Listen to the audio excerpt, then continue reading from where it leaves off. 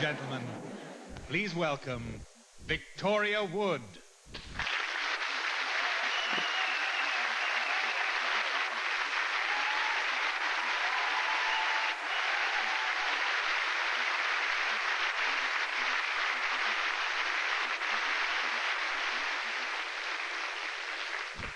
Hello.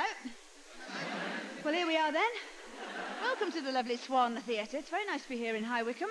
Had a good wander around this afternoon. I was looking in the shop windows. I was thinking, well, if I ever need a lemon acrylan button-through cardigan, this is the place to...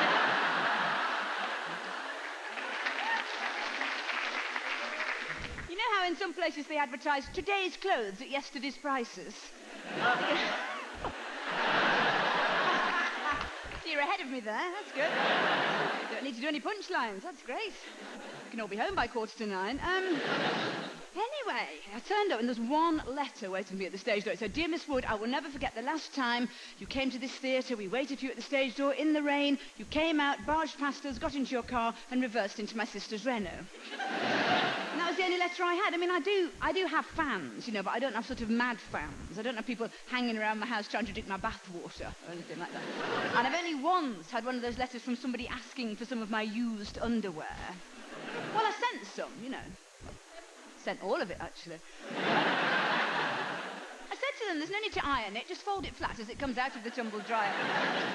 And I don't have a stalker, as far as I know, though the police have warned me it's a possibility. And they said to me, do you carry any sort of anti-mugging device? I said, well, I don't really, but in the very inside pocket of my handbag is my emergency Lilette. Which is about 17 years old. And if anybody comes near me, I shall jam it up their nose. And they'll die of toxic shock syndrome.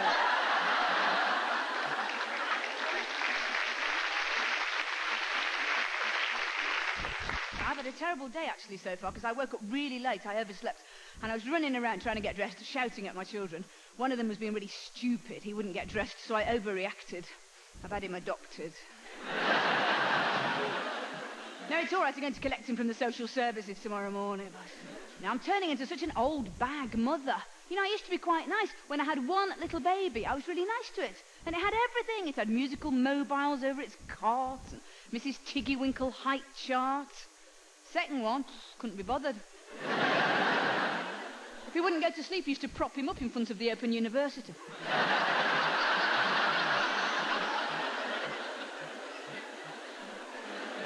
If I want to know how tall he is, I just check the snot mark on my coat and add 3 inches.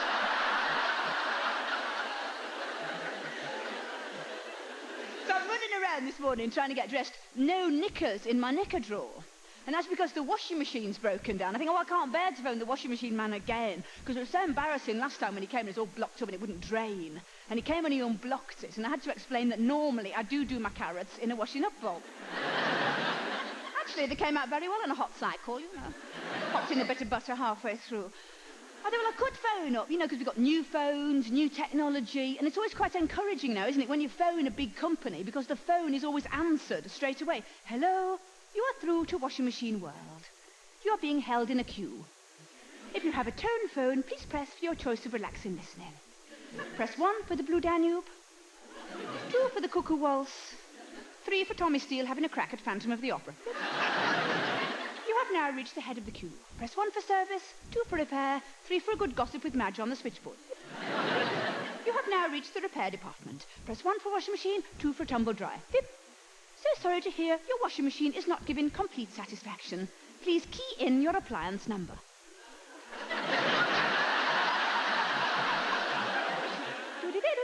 You're now being connected to the appropriate department, where you'll be put through to a skilled technician. Please speak slowly and clearly after the beep. Beep. Oh, hello, it's about my washing machine. You what? I don't work here, love.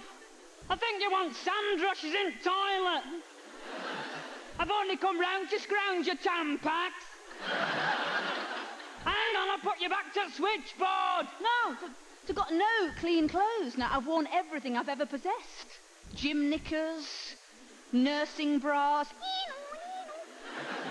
The only thing I could find to put on this morning that was clean was a body. I've got it on now. Which one have I got on? I've got 2. Oh, yeah, this is made by Fantasy. This is my fantasy body. I've got another one made by Burley. But it was so embarrassing going into the shop and saying to the woman behind the counter, "Excuse me, have you got a large white Burley body?" How dare you? But they're such a faff to get on and off, aren't they, bodies? I mean, mine's got poppers and Velcro. Which I think is very dodgy near any kind of a pubic outcropping.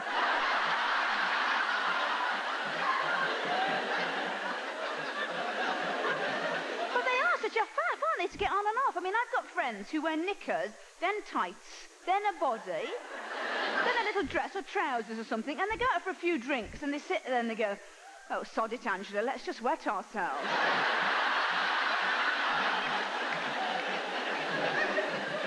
You see, I can't really manage mine without help.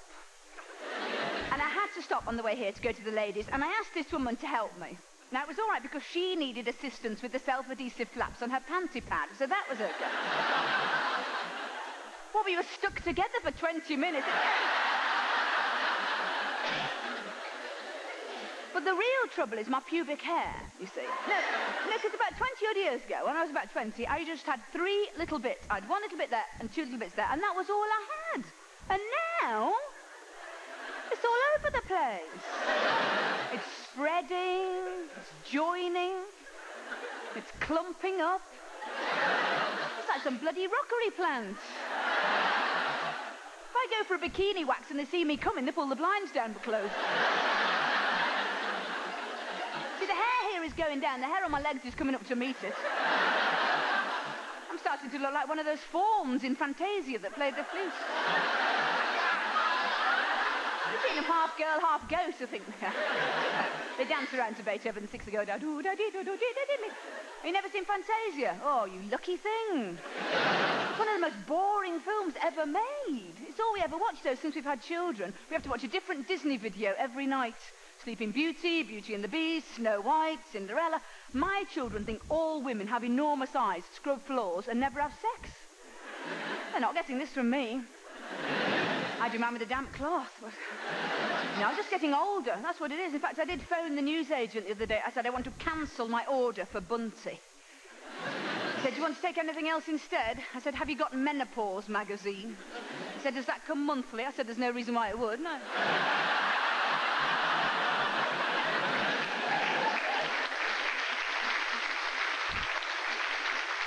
Anyway, it's really nice to be here. It's just very nice to get out of London, actually, because the bit of London I live in is filthy. I mean, the air is filthy, you know, from traffic pollution.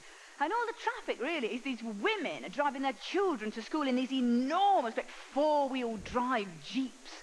Now, why they have to have 4-wheel drive in London, I haven't really quite discovered, unless they're worried about encountering a low-sugar Ribena slick coming up Highgate Hill. But they all drive these enormous great tanks, you know, with great bars on the front to repel rhinoceroses, and machine guns mounted on the roof, mooses' heads dangling off the spare wheel. This is all to deliver one spindly child to the fluffy bunny Montessori nursery half a mile up the road. And they have a terrible time in these private schools, you know, these poor little children, because they're whipped in and out of conversational Spanish and Mexican folk dancing and interpersonal skills. My children don't do nothing like that in their school. They just sit around cutting up old Brillo pad boxes with zigzag scissors. And once in a while they come home with something they've done at school, like catch nits. But these mothers where I live, they are so competitive. I mean, I know one mother, she had her child taught to play the piano when it was 7 months old. But it was a concert pianist by the time it was 2.5. It gave a concert at the Royal Albert Hall, Rachmaninoff, second piano concerto. Critics were really nice about it. They said it was unbelievably mature under the circumstances, but in the quiet bits you could hear its nappy crackling. But they're just so competitive. I mean, like if your child has a birthday party, you can't just go out and buy a birthday cake, like from a shop. You have to make one yourself, you know, out of one of those books. When I was at it myself a few weeks ago, I was up till 3:45 in the morning, frigging about with licorice bootlaces. Trying to do Thomas the Tank Engine. You feel like phoning them up, don't you, these people that write these books? I nearly phoned her up, Jane Asher. Was this your idea? A shunting yard made of sponge fingers? This is also that somebody who's no more than 2'6" high can come in the next morning and say, "I think that coal tender is coupled up incorrectly, mother." And party bags, they're a real nightmare where I live. I mean, you can't get away with, like, just chucking in a bit of cake and a balloon. They go mad where I live. I mean, this year you can't really get away with less than one decent piece of jewellery and some air tickets. There was none of this when I was little. There was none of this party bags or consolation prizes or everybody has to go home with something. It was tough. If you were out at musical chairs, you were out. I mean, out in the street. Go on. It's raining, Mrs. Pickering. I mean it. And there was no exciting food. There was no pizzas or burgers. We used to die of excitement if the jelly came in 2 colours. We used to sneak into the dining room. It's red and yellow. Yeah. And we used to have these horrible little potted meat sandwiches with flags in that said potted meat in joined up writing, which none of us could read. So you take a bite and go, I don't like potted meat, Mrs. Pickering. Then you go without. And you know when you do pass the parcel now, when you make up the parcel, you have to put a little prize in each layer, so each child who unwraps a layer gets a little prize to take home. None of that when I was little. You were lucky if you got one when you got to the end. You'd unwrap the last thing and go, there's nothing in it, Mrs. Pickering. No, that's life, that is. Think on.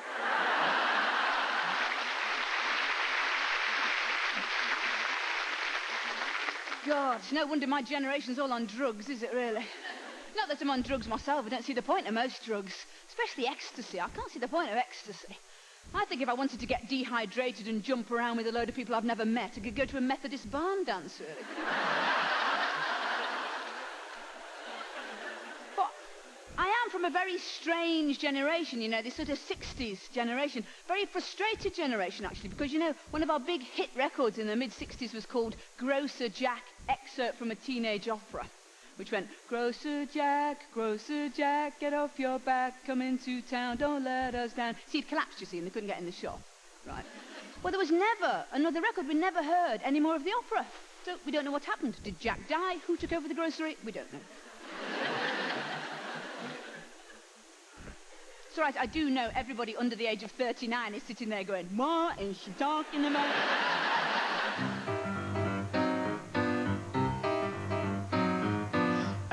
God, you know I'm 40-odd. I read it in a magazine. Eek, squeak, I'm practically antique. And yet I feel about 13, well, most days, oh God, I'm such a balmy sod. I read the tea leaves in my cup, but all that they ever seem to say is, for Christ's sake, grow up. Oh, flip, I need to get a grip. I've never learnt to ski or punt, go easy. Ooh, ah, I fasten up me bra by twizzing it around the front house sleeve. For God's sake, give a girl a break. Why am I so insecure? I could take a header into vintage cheddar and still not be mature. He, born in 53, the middle of the baby boom. Couldn't dance, never had a chance. There was never any bleeding room, quite frankly. Boo-hoo, I'm in a blooming queue. A baby boomer's headed west. Well, we did the twist, then we all got pissed in a tie-dyed grandad vest. Can't win, never fitted in. Never was a 60s child, those sizzlers, no point. Couldn't roll a joint. Used to drive me boyfriend wild. His rizzlers, spots, specks, terrible at sex. Lay there like a stunned gazelle. I was 33 when it dawned on me that girls could move as well.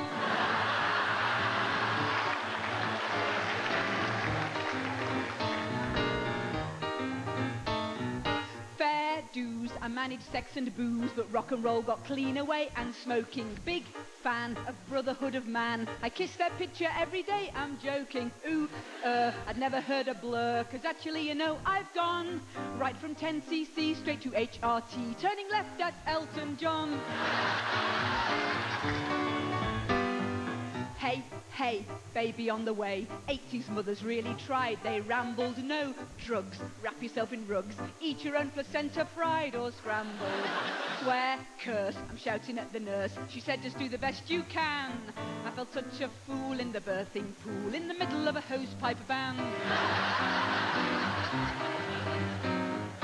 What's more, now I'm 44, can I see the years ahead? I can. White sandals, X, lax, elasticated slacks. Weekends on the Isle of Man, no vandals, jig, saws. I won't go out of doors without a hat upon me old permed head. I shall crochet dolls in me doctor's skulls in the middle of me folding bed.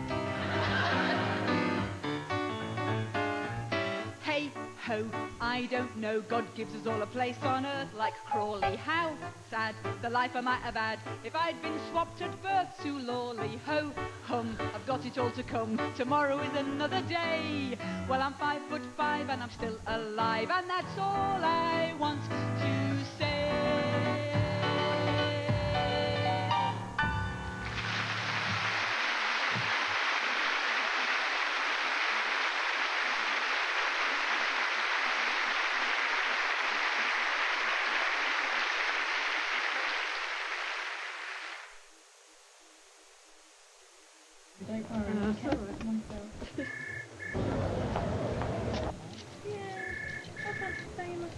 My sister-in-law's coming in.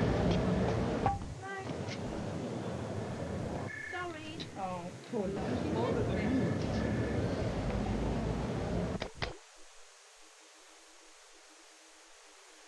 You can't be deflected by anything. Keep pushing yourself closer to the edge, and you won't put a foot wrong. Right, Flora London Marathon. It's getting closer.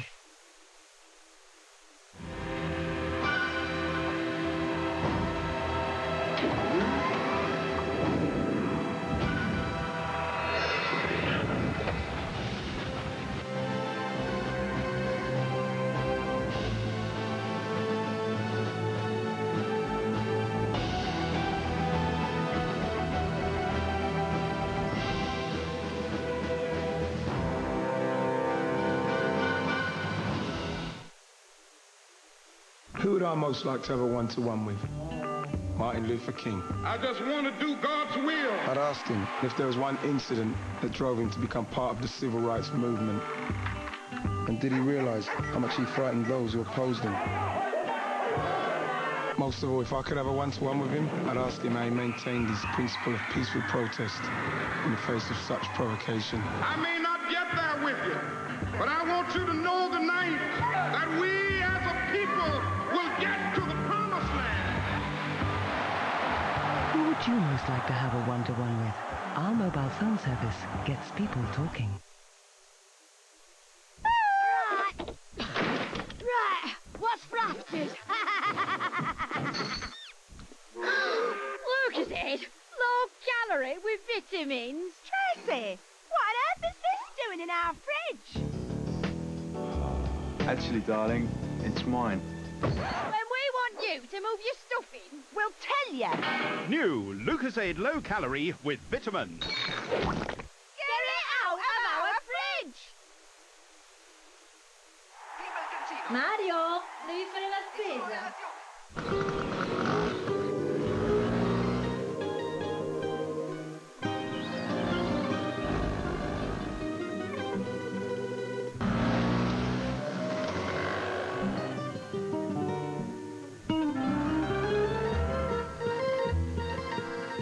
When it comes to a variety of Italian-style foods, you'll have to go a long way to beat Sainsbury's.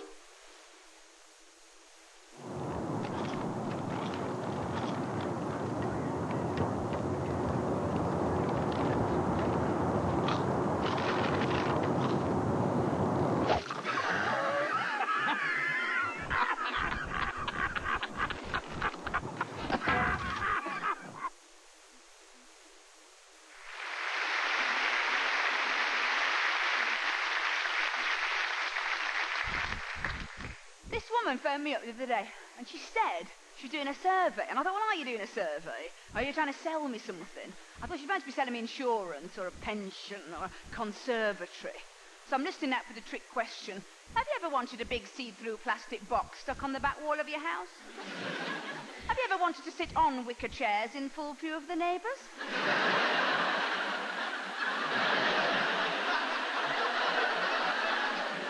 Well, she said she was doing a survey on stress, and she said to me, could you tell me what you think is so stressful about moving house? So I had to think, and I thought, well, the worst thing is that the house you buy and the house you move into are two completely different buildings. Because when you buy a house, anybody who's bought a house will know this is true, you buy a house almost at random. I think I spent longer choosing shoe polish than what I have houses. Because you look around the house and you go, oh, I love their Hoover. Let's buy it. And during the time it takes for the sale to go through, it turns into a sort of fantasy building in your head. You sit there poring over the estate agent's details. Phone socket in hall.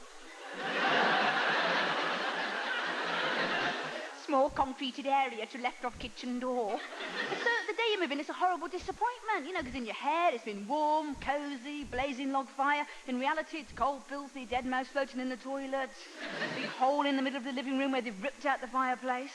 But the most stressful thing is that the day you move in, the next door neighbours who you've never met, they very discreetly pop round when you're not there and they leave you a little plate of homemade flapjack, which you never have a chance to eat because you're too busy chasing after the removal men going, could we change our minds? Could the piano come back down the spiral staircase? Would that be all right?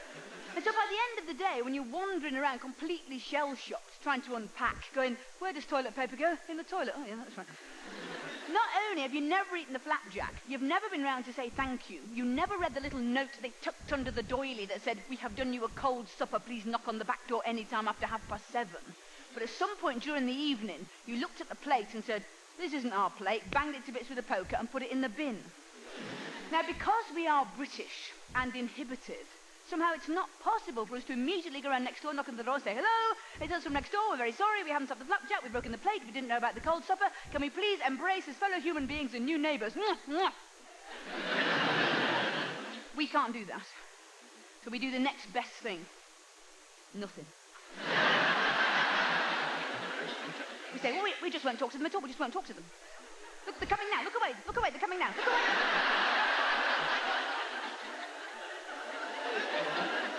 And so nobody says anything. Nobody speaks. For 20 years, nobody speaks. But the whole cold supper, flapjack, plate business is hanging over the heads of the two houses. They're all thinking about it all the time. The woman wants the plate back. Go and ask her for it back. No, I'm not going to ask for it back. She's not going to bring it back. I'm not going to ask for it. The cold supper's been on the table for 20 years. Will you bloody move that cold supper? No, I said that cold supper would be on the table. It'll be on the table. And in the other house, the woman's going, well, shall we buy her a new plate? Look, John, you go around and say we're sorry. I'm not saying sorry, I'm a man. And so it goes on for 20 years.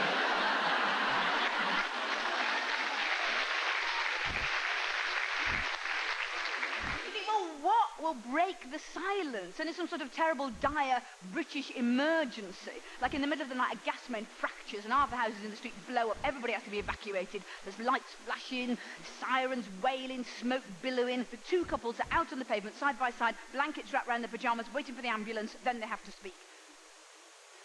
We were just admiring your Vauxhall. Is it economical? And the other woman goes, now, I'm glad I saw you because I was just about to bring your plate back when the house blew up.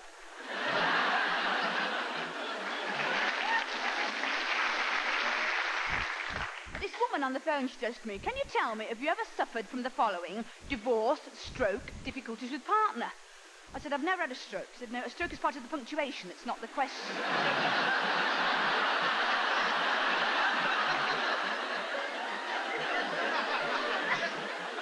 I said, I've never been divorced, no. Difficulties with partner, yes.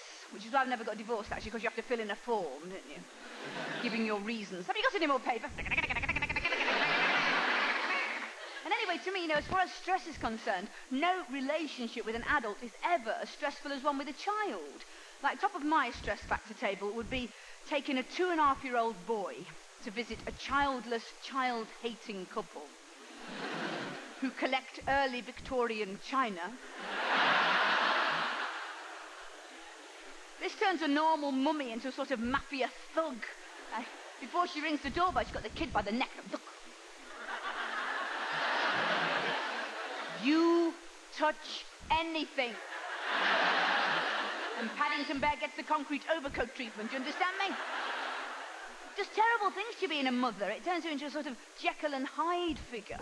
Like, one of my worst things, this is just a personal thing for stress, is having to have my children ready for school with all their right things by a certain time every morning.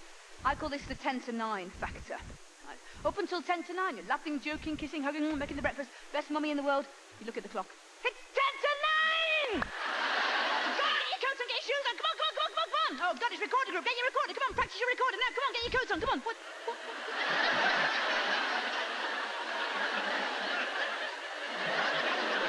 You put me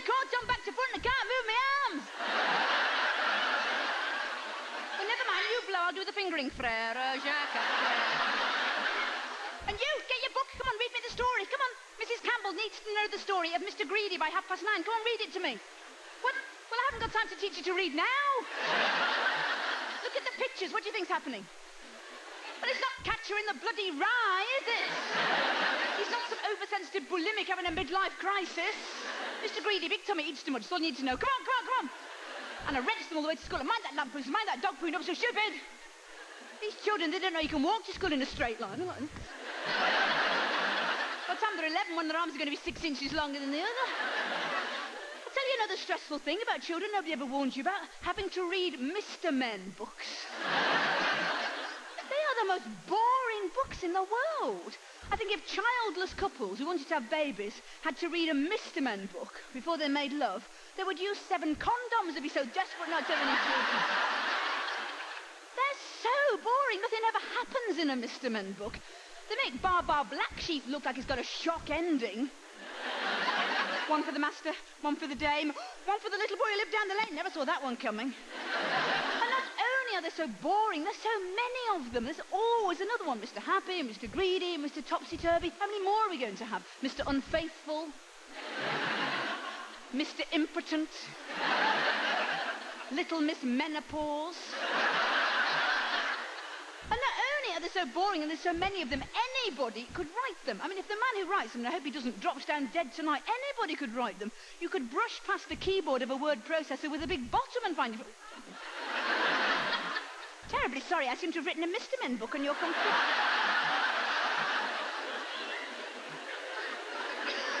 I tell you another stressful thing about children nobody ever warns you about. It's that you have to do their hair. I mean, you have to give them hairstyles. I mean, I had to fill in a form the other day and it said, what have you discovered about yourself since becoming a mother? And I had to put that I am crap at plaits. There's this terrible moment when your child looks up at you with a little trusting face and says, Mummy, I want a French plait. You go, are you sure? Is there anything else you'd rather have, like drugs or something like that? I'm reduced to taking her to the doctor's. She's got a rash on her head. I can't see anything. No, do a French plait and you might be able to see. And nobody ever warned you of the stress of dealing with nits, do they? See, you forget all about nits. When you're a grown-up with no children, you forget all about nits. You know, they sort of recede into your own history along with gobstoppers and bedwetting. You don't think about them. And when you've got little babies, you never think about nits. You know, you never sit there flicking through the mother care catalogue. You never look at your partner all misty-eyed and say, oh, darling, one day we'll have head lice. But once you've got them, you go knit mad. You're on their knit patrol. You're looking at the backs of people's necks in the post office.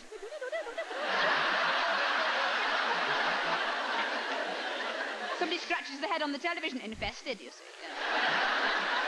I wish I could say to my children, knits is as bad as it gets. I haven't dared tell them about sex. I have not dared tell them about sex looming up on the horizon as a source of stress and embarrassment. I mean, when I think back to when I was about 13 and I had to take my first boyfriend home to meet my mother, which is always your mother's idea. You don't want to take him home, do you? You want to be in a shop doorway with him somewhere, wondering if you can get pregnant through 2 pairs of Wranglers. Well, she wants to meet him, and up until the minute you bring him home, it seems like he's so sexy and gorgeous, a bit dangerous. You bring him into your house, he just looks stupid, suddenly, doesn't he? And your mother is looking as embarrassing as ever, wearing a PVC apron with "We've been to Manchester Reference Library" written on the front. And you're just stood in between the two of them thinking, oh, God, please let it not be beetroot. Do you like beetroot, Clint? And she's looking at him all the time he's eating. Did they not give you a fork, Clint? Because it's quite difficult to manage coleslaw with your fingers, isn't it? And at the end of the meal, she says, now, what would you young people like to do now? I would like to be in a bush shelter somewhere, licking the back of each other's tonsils, thanks very much. Now, put some glue and some macaroni in the dining room. I thought you might like to make a collage. For me, you see, it's never got any better. Sex, I think there's something so stressful about it. I keep thinking, in the end, they will have to phase it out altogether. It'll have to become one of those things that we just watch on the television, but we don't like to attempt ourselves. You know, like a banana souffle. I suppose in the end, we'll all have virtual reality. We won't need to do it at all. We'll just go around with those things on our heads going, bloody hell, that was a good one. See, to me, there's always the worry with sex. Are you doing it the same way as everybody else? Well, you can't be sure, can you? I'm sure that's why people go and see porn films, you know, just to check. Because I knew this woman, and she was married to the same man for 35 years, and she only ever slept with him. She was very innocent about sex. She didn't really know anything about it at all. Until she caught sight of a bit of a soft porn movie on a television set in an electrical shop window. Well, she was furious when she got home. She said, Ken, I don't know what I think you've been doing all these years with a tin of biscuits and a string bag. Well, she had never had an orgasm. This woman, in 35 years, she tried and she could never have one. And then she suddenly had one day. This was on her way to work, actually. And she wasn't even thinking about sex. This was at a petrol station, right? She just stood there filling up her car with petrol. She just stood there like...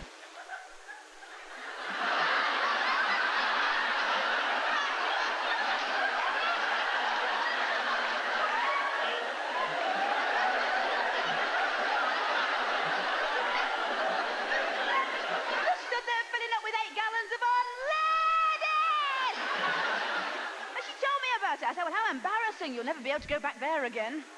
She said, I will. She said, you look at it from my point of view after 35 years of trying. That it's quick, it works, and you get tiger tokens.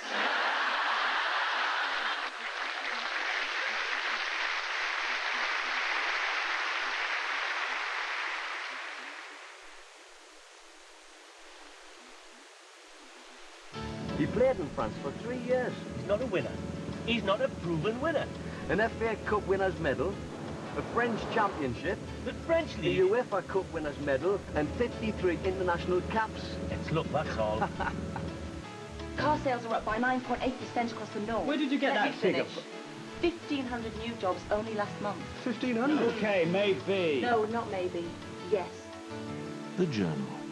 It's all you need to know. Run?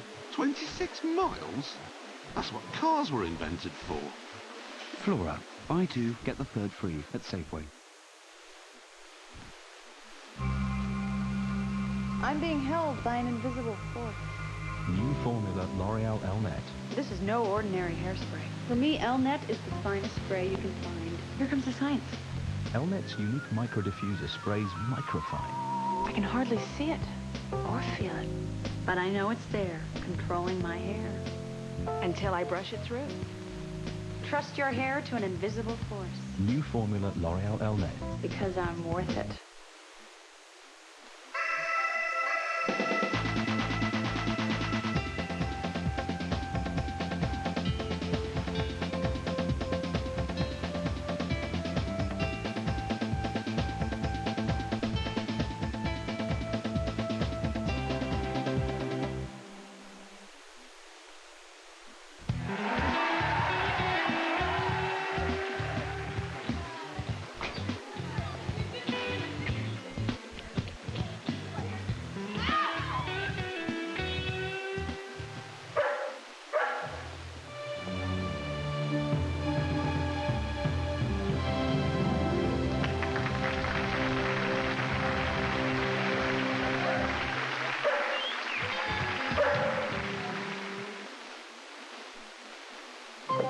New Domestos cistern blocks have a clear advantage over blocks that colour the water.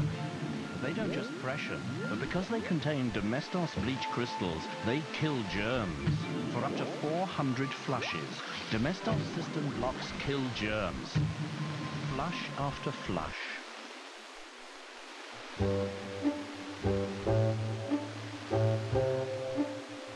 Some spiders strum their webs to attract a mate.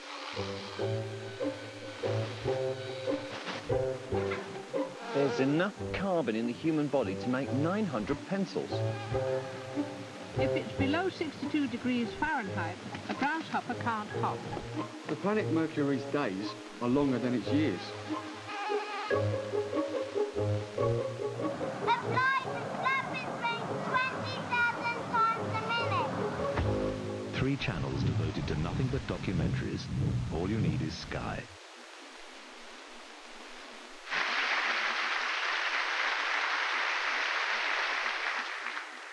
woman on the phone, she says to me, she says, now we've done a survey, she said, and we reckon that the 3 most stressful things that can happen to an adult are moving house, getting divorced, going to jail. Would you agree with that? And I said, no, you've missed out something that is much more stressful than any of those 3, and that is spending Christmas with your own family. I said, that's much worse than going to jail.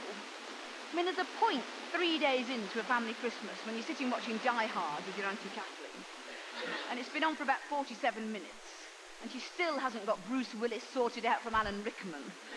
That's the point where you think to yourself, it must be quite nice to be on remand in strange ways. See, it wouldn't be so bad, I don't think, if Christmas, started on Christmas Eve and stopped on Boxing Day, and that was the end of it. But it drags on for days now, doesn't it? And the run-up starts in about August. You can be in a department store in the middle of August looking for a sleeveless T-shirt, and the woman will say, oh no, that's all the tinsel department now. And before you know where you are, suddenly, it's the middle of November, going around little bits of paper in your handbag that say crackers, question mark. You think, what does that mean? Have we got to go crackers, get crackers? Middle of December, men start panicking then, don't they? Doing their Christmas shopping, running into department stores, looking for the lingerie department, trying to buy French knickers for their wives without actually looking at them, touching them, or saying the word knickers.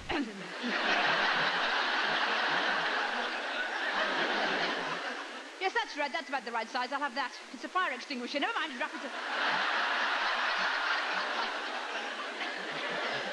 I don't know why men feel they have to buy this sort of sexy underwear for their girlfriends, which their girlfriends hate, because the lace is all scratchy and the holes in your nipples are never in the same place.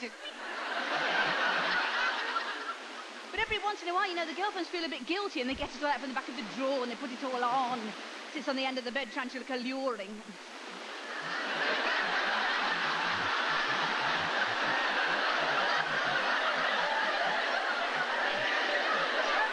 And the man comes in and sees it all and thinks, oh, bloody hell, there goes the snooker then.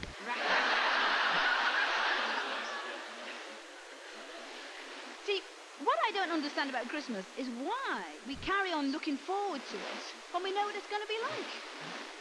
It's like we never learn. I mean, if you drop a brick on your foot, you go, oh, bloody hell, that was painful. I won't do that again. Well, looking forward to Christmas is like dropping a brick on your foot one year, then a few months later going, do you know, I'm really looking forward to dropping a brick on my foot.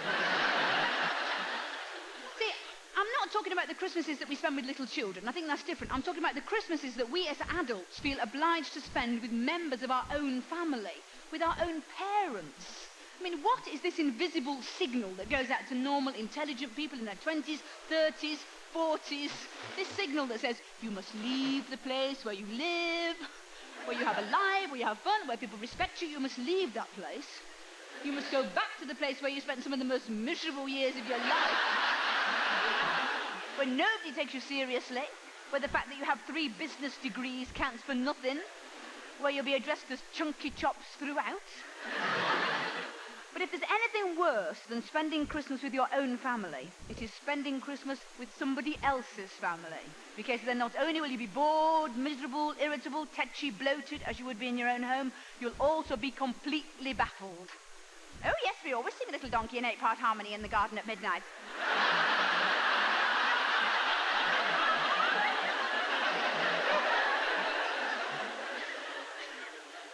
I spent the worst Christmas I have ever spent a few years ago, just before I had children. I went up north with my friend Pauline, and she was going home to her mother, Mary, and she wanted a bit of moral support because she'd just got divorced. And so for the first year, she wasn't bringing home this lovely husband that they all adored. She was bringing home her boyfriend of 2 weeks standing. Italian Fabrio ponytail, leather trousers, kept scratching himself and winking. They'd been going out for 2 weeks. I think they'd been out of bed for 11 minutes during that fortnight. And we're all going up in the one car, she's driving. And I said to her, why are you taking him home? They're going to hate him. She said, well, I can't manage without him, sexually. In fact, we may have to stop on the way there. Oh, good. I thought, this is going to be a marvellous journey. She'd only just learned to drive since she got divorced. She really had to think which is the brake, which is the accelerator. He's sitting there with steam rising from his leather trousers, exuding enough sex hormone to fell a hippopotamus. I'm on the back seat with all the presents. I've got a Magimix under one arm and 8 matching saucepans under the other. Huge plastic talking bus on me lap. Every time I breathe in, it goes, if you're happy and you know it, if you're hard, baby. was a very long journey because she drove really slowly because she had to think about everything. Every time she wanted to change gear, she had to go, no, change gear, look in the mirror, take your hand off the steering wheel. He's edging nearer, obviously hoping she'll grab hold of the wrong knob altogether. Well, we get there, it's this boring town in the middle of Lancashire, and we get to their house, a huge semi in the middle of an avenue, and there's all things written on the gates. No hawkers, no circulars, no junk mail, no graffiti, no gypsies, no stiletto heels, no mentioning Rock Hudson, what a disappointment he turned out to be. So we ring the doorbell. She answers at the front door. Mary, about 65 years old, the mother. She stood there scanning us up and down like a barcode thing, going beep, beep. Bren looks harmless. Beep. Pauline's put weight on. Beep. The eye-tag can go in the room with the ironing board. This being the mission of the 65-year-old mother all over the world, no unattached daughter is to have sexual intercourse on her premises over the Christmas period. Gay couples can be put in the same bedroom because the 65-year-old mother has not cottoned on to this at all. She thinks Gary and Anthony are just jolly good pals. And the fact that they have matching wedding rings and keep licking each other's earlobes has passed her by completely. So she lets us into the front hall, which is steaming hot, stinks of air freshener. There's little Christmas lights winking and blinking wherever you look. Every time you touch anything, it plays Silent Night at the speed of light. It's a bit like being an intensive carer and you're not so relaxing. Well, she introduces us to the rest of the family. They're all there. The family time bomb is ticking away. You've got the two sisters who hate each other, sister-in-law who didn't want to come. She's seething because she's had to put the baby to bed in a cot that looks like it come out of a Second World War air raid shelter. You've got the little boy Raymond. He hasn't been to sleep since about November the 6th. He's got his head stuck in a bucket of Quality Street. There's the bigger boy, he didn't want to come. He smuggled from school his precious copy of Massive Bosoms magazine. He's just desperate to get away on his own in a corner somewhere and have a bash at masturbating. And then there's the nutty neighbour, the one from across the road, the one who never comes out. She only comes out of the house once a year, and she only comes across the road to Mary's house, thinks everything in Mary's house is fantastic. Oh, Mary, I just love the way the skirting board is joined onto that wall at the bottom, isn't that good? Well, she shows us up to our bedroom, the second best back spare bedroom, decorated as only the 65-year-old mother can do it. The two single beds bolted to the floor so you can't push them together and have sex on them. So we're wrapping up the presents. I've got the talking bus to wrap, which is a bit of a nightmare, because wherever you put the sellotape, it goes, if you're happy and you know it, baby, I'm baby. So we're having a laugh about that. Mary comes banging on the door. We have to go downstairs. This being the first rule of family Christmases is that nobody is allowed to be upstairs in the second best back spare bedroom having a good time when they could be downstairs in the living room getting on somebody's nerves. So down we go. Pauline is very pissed off when she sees that Fabio has gone to the pub with the rest of the men. This being the second rule of family Christmases, the men can go to the pub as long as they are back in time for the beginning of Mary Poppins on the television. But the women have to sit in the kitchen slashing crosses into the bottoms of Brussels sprouts.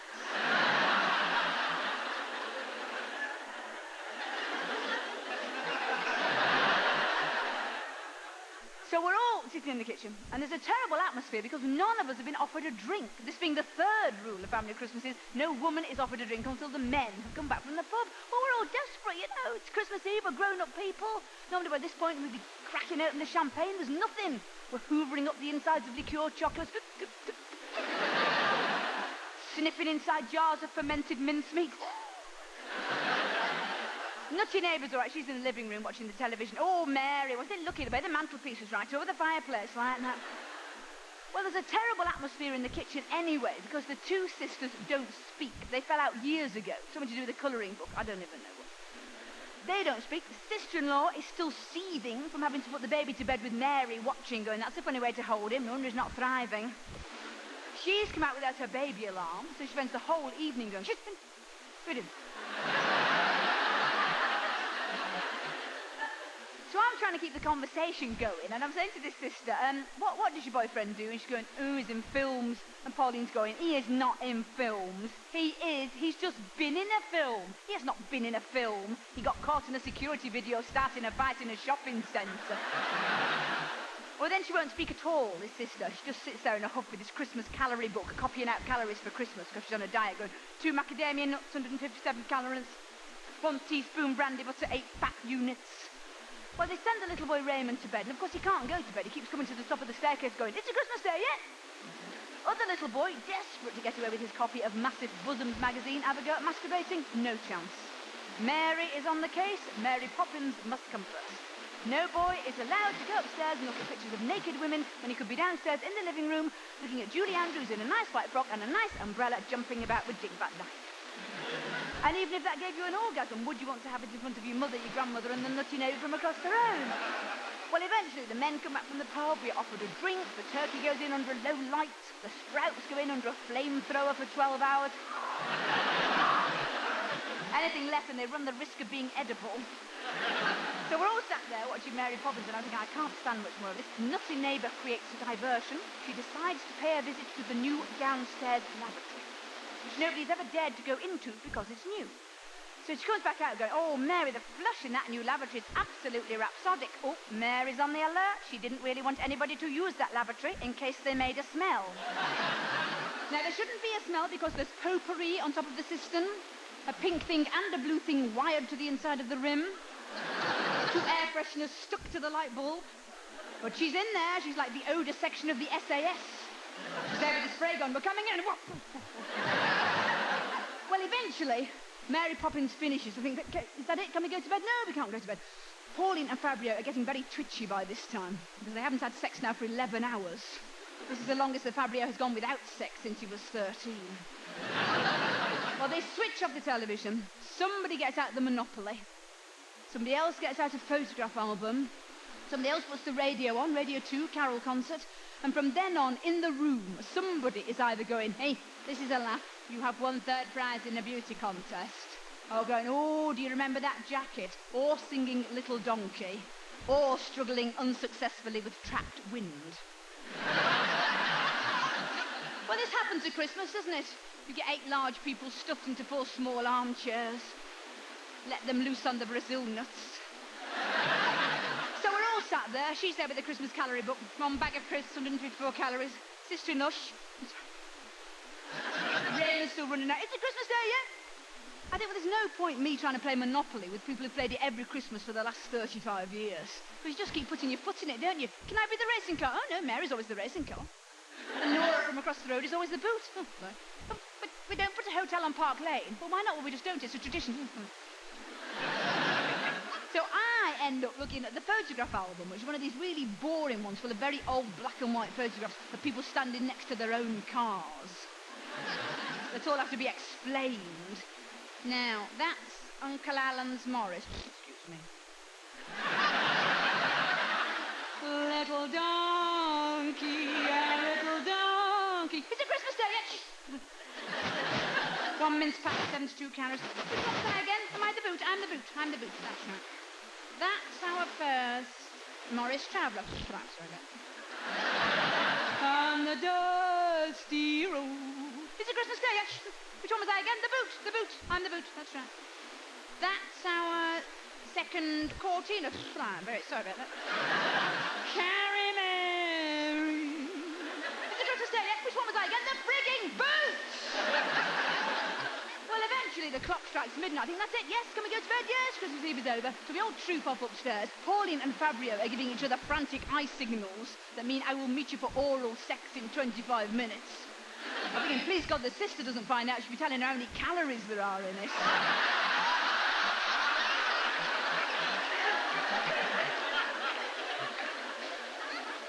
So we all troop off up to bed. Nutty neighbour goes home, passes out in the road drunk.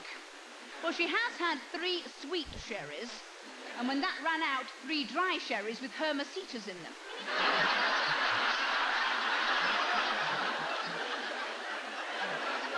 So she conks out in the middle of the road drunk, and because she's wearing a cardigan the colour of tarmac, nobody notices. They just drive over very slowly, thinking she's a speed bump. Traffic's quiet tonight. So we all troop off upstairs, and me and Pauline, we have to wait for everybody else to go to bed so we can go around putting the Christmas presents outside the bedroom doors. It's a tradition. I'm there with me bus. Be happy and you know it, be hot, beep.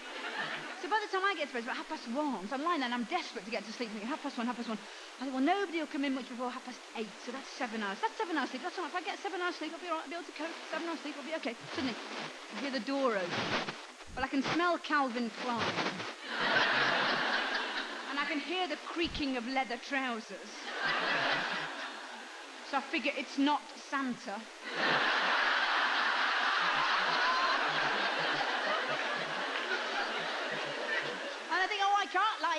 while they have sex. I've got to go to sleep. So I said to him, Fabio, no. Go ahead. Go and do something else. Go and take your mind a bit. Go and have a cold shower. Go and have a black coffee.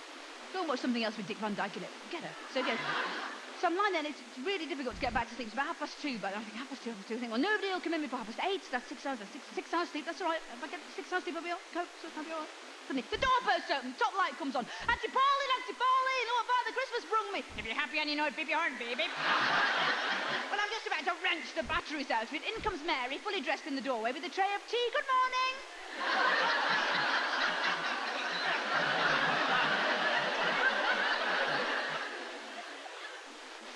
It's 3:15. So yes, didn't Pauline tell you? We always open our presents at 3 o'clock in the morning. It's a tradition.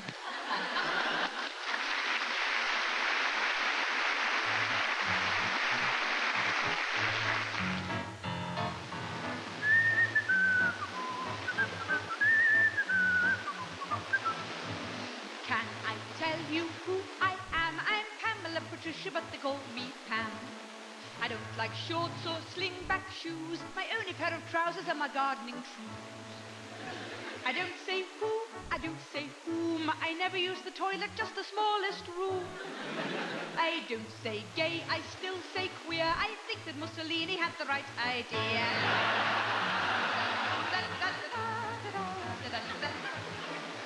Got engaged in 62, got married in April in a nice pale blue. It all turned sour to say the least. I was stuck in Abergele with a sex-crazed beast. Our wedding night I heard a cough. There was Harold in the doorway with his pyjamas off. I said, now look, I must be blunt. I couldn't give a beggar on the whole sex front. Not me, not my scene. I prefer a game of rummy and an Ovaltine. Harold, dear, now do get dressed. I've seen one in a book and I was not impressed.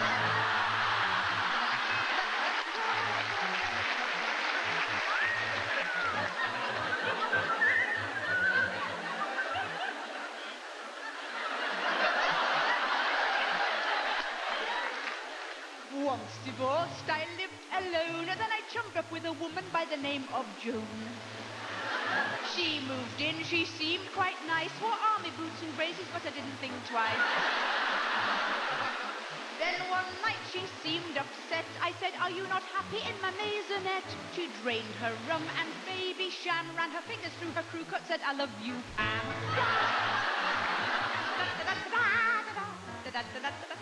I didn't faint, I didn't scream, just carried on demolishing my custard cream. She said, please come upstairs with me. Let me show you just how wonderful a love can be. I said, all right, but don't be late. There's a thing by Alan Bennett on at 8:30. So up we go, and off she went. But the only thing that happened was my specs got bent. Not me, how I feel. I'd rather have a coffee and a wagon wheel. Joan, dear, do get dressed. No woman over 40 suits a mauve string vest.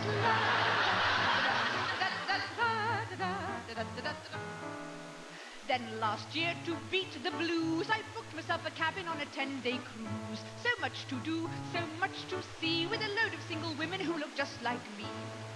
Then one night I clicked like that, with a bachelor called Billy in a golfing hat. We were so happy, hand in hand, listening to a lecture on the prostate gland.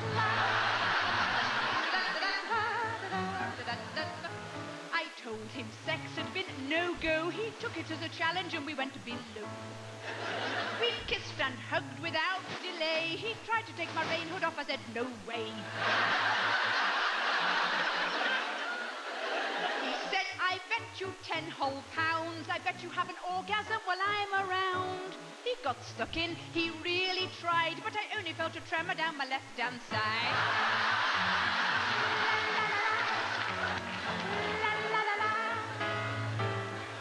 Not me, that's my boast. I prefer a bit of ironing and a round of toast. Bill, dear, do get dressed. But he just fell over moaning as he clutched his chest. He went, ah! That type of sound. Bill was dead. He died for me. They took him on a stretcher as I drank my tea. But as I poured another cup, I thought I've never had that orgasm. I'm 10 quid up.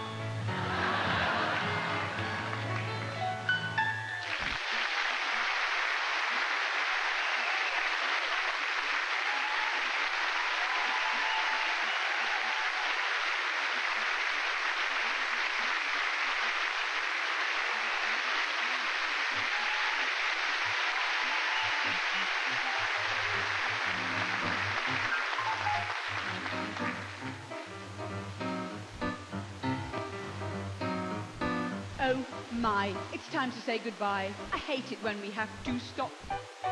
Bing bong, I'll finish with a song. The Surrey with the fringe on top, it's for just by gum. Suppose you hadn't come, I would have done a 2-hour set to a load of flush and a toilet brush, 2 cleaners and an usherette. Now then, I hope we meet again in sun or sky or storm or dry land. Oh gosh, I'll have to have a wash. I'm getting very wet and warm like Thailand. Oh Christ, I hope it's all sufficed. I think it sort of went all right. But we will be shocked if the doors are locked and we're here all bleeding night.